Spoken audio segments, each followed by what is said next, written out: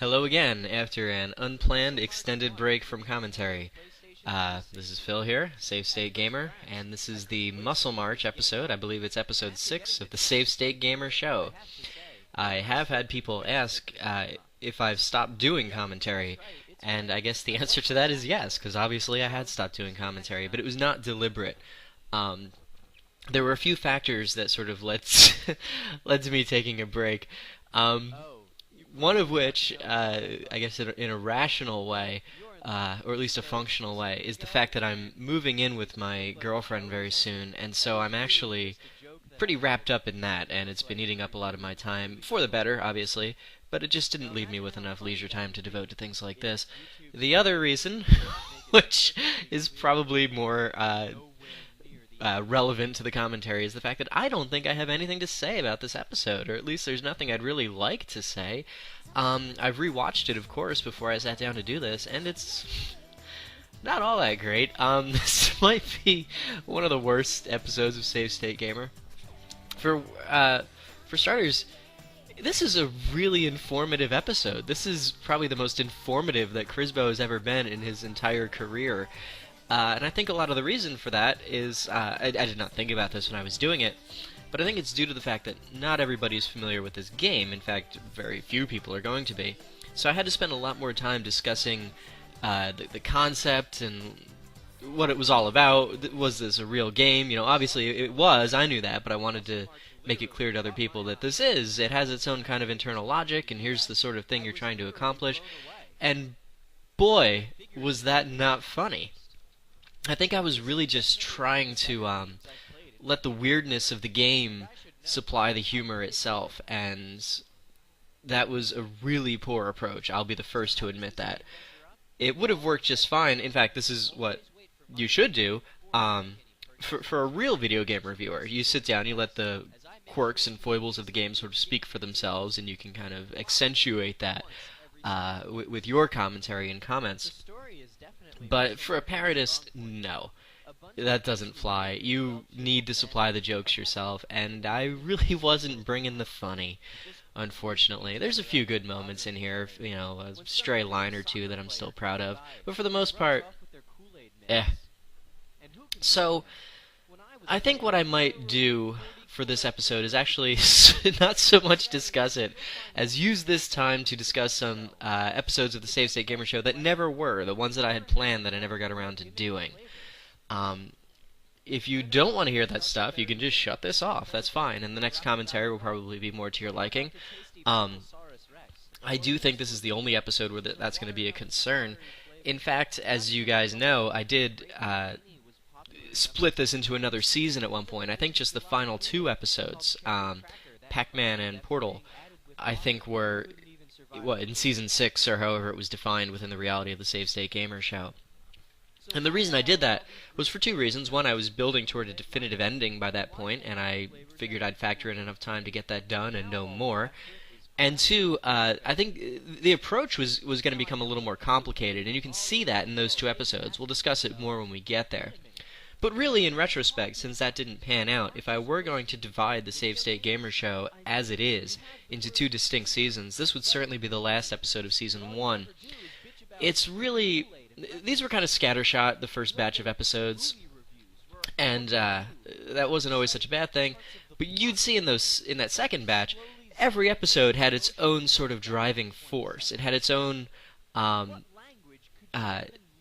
unique mechanism that sort of held it together, and we'll discuss each one, I'm sure. But in these first few episodes, it was just, you know, here's me in a funny shirt, and you know, I'm very poorly imitating the irate gamer. There was not anything more to it than that. And that's going to lend itself to some really boring commentary, as you've noticed. So let's just discuss some episodes of the Save State Gamer Show that never were. I think I did mention my plans to do little spin-off things like I Love the Save Staties, and the Save State No Date Road Trip, which was actually going to be a tag on the Portal review. There was also going to be another tag on the Portal review. That thing really ran over long. It was going to be one or the other, and it turns out that I didn't have time for either. The other was going to be an Officer Cotton and Horsefellow spin-off, where they would team up and fight crime. And I was going to use some Stan Birdman footage from his reviews to sort of edit him in to be like the villain. Um, maybe we can discuss that more then. I didn't really get much further than planning it and then realizing I had absolutely no time for this. I was also going to do a parody of Chris's movie reviews. I was going to do a review of Shutter Island, and it was going to be a review of about 3 minutes long. It was, well, I don't know if it would actually have been that, but the idea was that I would show maybe like the title screen or something, or the poster for Shutter Island, and I would say, Shutter Island, more like Shitter Island, and there'd be a picture of a toilet that flashed up with kind of a farting sound effect, and then a picture of a piece of shit with a farting sound effect, and various pictures would just keep flashing up. There'd be like a picture of, a penguin, or a picture, a woman picking daisies or something, and it would get less and less relevant, and each time it would just be the sound of the fart every time the picture came up, and that would go on, for about however long I could do it. It would hopefully be one of those things that was just overkill to the point that it was way funnier than it should have been. Some other things I had planned on doing, actually for April Fools, and I couldn't do this because I had to travel for work reasons, and that's why I was in the hotel for the hotel gaming video. I was going to do, that was around April Fools, and I was going to do a video I was going to upload on April Fools, and the plan was to do a shot-for-shot, line-for-line recreation of the AVGN's TMNT review.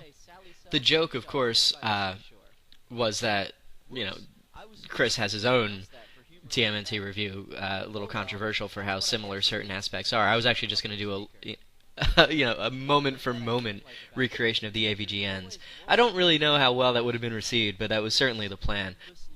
Interestingly enough, that would have partially fulfilled a promise made in the DSi review, where I claimed that within the coming year I was going to review the Odyssey console and the NES versions of TMNT and Back to the Future. The Odyssey console I actually ended up doing. I didn't know that at the time that I was going to do that. But if I were to also do the TMNT review, that would bring me one step closer to sort of fulfilling that promise. Not deliberate, but I probably would have seen it through if I had those two components in place. You probably watch Game Boob right now, and you'll see that he sort of started out parodying only Irate Gamer and Game Dude, and very quickly branched off into fully realized parodies of other folks. Good for him. That's great. I'm really impressed. I was actually going to do something similar, but not nearly to that extent. I was going to do one video which was sort of a Chris Chan type of video, where it starts off with me at the beginning, the captain's log entry, and I pull off my glasses, and I'm obviously pissed off. And what that was going to be is sort of Crisbo's response to criticism. And I would use some ideas that other parodists have used against Boars, as though they were parodying me, like Gulagi Moo, where he edits out of context sound bites into interviews and things like that. There wasn't going to be much to it. It was probably going to be a pretty short video, but that was something I had planned. I had also planned on doing a Game Dude parody, straight up Game Dude, called The Egg Dude, where I was going to review eggs. This sounds like I'm describing a dream I had, I know. But I'm not pulling your leg. I was really going to do an Egg Dude full-length review. I don't even know if I'm going to get into what my plans were now, because now that I say it out loud, God, that sounds like it would have been terrible. So I'll just say two things I neglected to mention in the previous video. One, the girl who played Jennifer in that video, for one line, did not return when I needed her for Commander Keen, because basically when I gave her lines, I just needed her to make sex noises, and she was not comfortable doing that for a video that would be on the internet. And you know what? That's fully understandable. Well, who is she? I don't really know. Her name's Alyssa, and she's somebody, just that I've spoken to online in the past, but I had put up a little message, I think an away message on AIM, saying that I needed somebody to do a voice for an upcoming episode, and she responded to that. That's also exactly how I got a voice for a very major character that you guys will see coming up within the next few episodes here. So basically, if you ever wanted to work on the Save State Gamer Show and you end up traveling through time, just sort of watch my away messages and respond as soon as I post something, because pretty much it just went to the first person who responded every time. And the other thing is the scream. Actually, speaking of Jennifer, when she pops up on the screen, and I scream and fall off the chair. That was obviously a joke at the Irate Gamer's expense in his Resident Evil review, but also a little tip of the hat to Irritated Gamer, whose scream with the when the white George Foremans come out of the wall in his Double Dragon review is probably the single funniest second and a half in any Irate Gamer parody.